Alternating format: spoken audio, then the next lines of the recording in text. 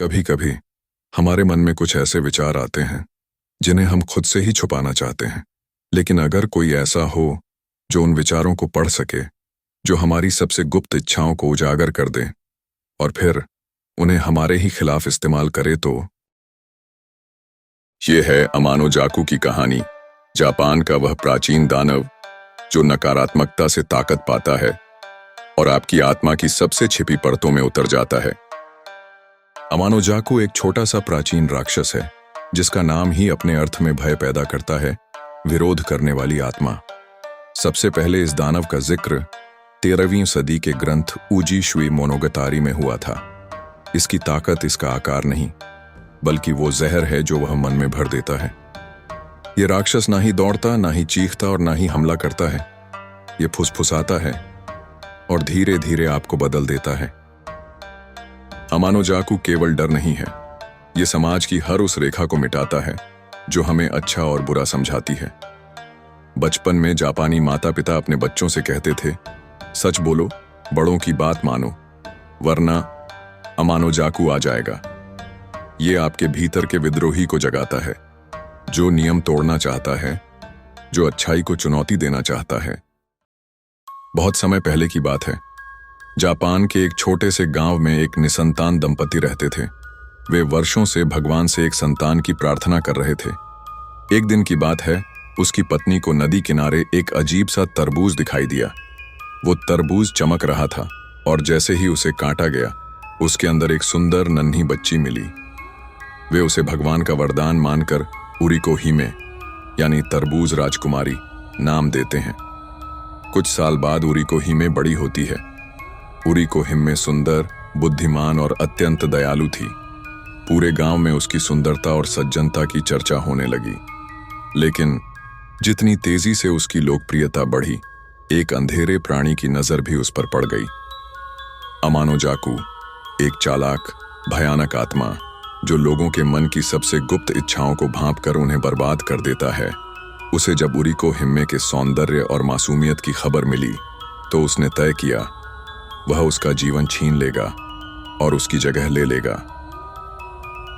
एक दिन जब उरिको हिमे अकेली जंगल की ओर जा रही थी, तब अमानो जाकू ने एक बूढ़ी औरत का रूप धारण कर लिया और उसे मदद के बहाने बहलाकर अपने जाल में फंसा लिया।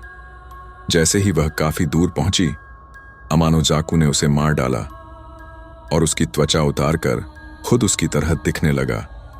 फिर वह गांव में लौट आया, उरिको हाइमे बनकर। शुरू में किसी को शक नहीं हुआ, लेकिन माँ बाप को धीरे धीरे उसकी बातचीत और व्यवहार में बदलाव महसूस होने लगा। उरिको हिमे जो पहले दयालु थी, अब चिड़चिड़ी और खतरनाक हो गई थी। एक दिन एक पड़ोसी लड़की ने देखा कि उरिको हाइम अंधेरे में आईने के सामने खुद को देख रही थी और उसकी परछाई में असली अमानो जाकू की झलक थी। गांव वालों को जब सच्चाई का आभास हुआ, तब वे शिंटो पुजारियों को बुलाते हैं। मंत्रोच्चार, तांत्रिक विधियां और पुरानी शुद्धि विधियों की मदद से अंततः अमानो जाकू का असली रूप सामने आता है। खून से सना हुआ, डरावना, लाल आंखों वाला प्राणी। लेकिन तब तक बहुत देर हो चुकी होती है। उरिको हाइमे मर चुकी होती है। अमानो जाकू को अंततः तावीज और पवित्र रस्मों से बांधकर एक पहाड़ की चोटी पर चट्टानों के नीचे कैद कर दिया जाता है। आधुनिक युग में अमानो जाकू को एक मनोवैज्ञानिक दानव माना जाता है। वो आवाज जो हमें हमारे ही खिलाफ भड़काती है। जब आप सोचते हो, क्या होगा अगर मैं सब कुछ तोड़ दूं, अगर मैं सच न बोलूं, वो आवाज आपकी नहीं होती, शायद वो अमानो जाकू की होती है। आज भी अमानो जाकू जापान की लोक कथाओं, थिएटर, मंगा और एनिमे में जिंदा है। उदाहरण के लिए गोस्ट स्टोरीज। इस क्लासिक हॉरर एनिमे में अमानो जाकू एक शक्तिशाली राक्षस आत्मा होता है जिसे गलती से एक बच्चा आजाद कर देता है। फिर वो आत्मा एक पालतू बिल्ली कया के शरीर में कैद हो जाती है और एक तरह से एंटी हीरो बन जाती है। उसका किरदार बहुत सार्कास्टिक और डार्क कॉमेडी से भरपूर है। यह एनिमे अंग्रेजी डब में मीम्स और कॉमेडी के लिए भी फेमस हो गया था। उशियो एंड टोरा इसमें मुख्य विलेन हकुमे नो मोनो है, लेकिन कई अन्य योकाई, जापानी आत्माएं और राक्षस भी दिखते हैं, जिनमें अमानो जाकू प्रेरित पात्र भी होते हैं। कुछ एपिसोड्स में ऐसे योकाई आते हैं जो लोगों की मानसिक इच्छाओं को भड़काते हैं, ठीक उसी तरह जैसे पारंपरिक अमानोजाकू करता है।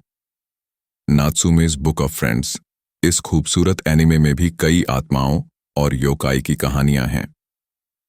इनमें कुछ पात्र ऐसे भी होते हैं जो सीधे अमानोजाकू तो नहीं हैं, लेकिन उसके जैसे ही मनोविज्ञान को तोड़ने वाले, ट्रिकस्टर और भावनाओं से खेलने वाले होते हैं। अमानोजाकू किसी जंगल में छिपा राक्षस नहीं है। वो आपके दिमाग के कोनों में छुपा है, आपके पाप, आपके लालच और आपकी शर्म में जिंदा है।